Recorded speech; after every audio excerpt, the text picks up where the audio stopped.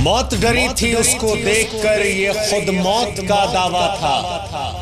धरती को नाज था उस पर, ऐसा शेर शिवाजी का था। संभाजी महाराजनी छावा फिल्मनी प्रतिक्रिया वार्ता। एक फिल्मनी शरूआत અને પ્રથમ અનુભવ। છાવા ફિલ્મ જેમ જ શરૂ થાય છે તરત જ એવામાં તમને ઉદ્ગાર અને ખુશી અનુભવાય છે કે આ એક ઐતિહાસિક અને સત્ય ઘટના પર આધારિત ફિલ્મ છે। સંભાજી મહારાજના પાત્રમાં શ્રેષ્ઠ અભિનય છે, જે માત્ર શ્રદ્ધા અને સમર્પણનો ઉદાહરણ નથી પણ એક વીર યોદ્ધાની છબી પણ ઊભી કરે છે। ફિલ્મની શરૂઆતમાં જ સંભાજી મહારાજના જીવનના દૃશ્યો તેમના બાળકાવસ્થાથી લઈને યુદ્ધના દૃષ્ટિકોણે મોટા બનતા તેમના પરિવારો અને તેમના કળાત્મક દૃષ્ટિકોણ પર એક પ્રભાવ પાડતા છે। 2 અભિનય અને પાત્ર વિકાસ। સંભાજી મહારાજના પાત્રમાં તે દ્રષ્ટિ અને વર્તન જેવું પ્રગટ થાય છે તે દર્શકને મંત્રમુગ્ધ કરે છે। ફિલ્મના અભિનયમાં એક દૃષ્ટિ છે જેમાં સંભાજી મહારાજના યોદ્ધા તરીકે કેવો ખરાને થસ્સુ અહંકાર પરંતુ મનુષ્યતામાં મધુરતા અને પરિવાર માટે પ્રેમ હતું। અભિનેતાએ બહુ શ્રેષ્ઠ રીતે તેમના પાત્રનું નિભાવ કર્યું છે। 3 યુદ્ધ અને રણનીતિ। છાવા ફિલ્મમાં સંભાજી મહારાજના યુદ્ધને ખૂબ શાનદાર રીતે રજૂ કરવામાં આવ્યું છે।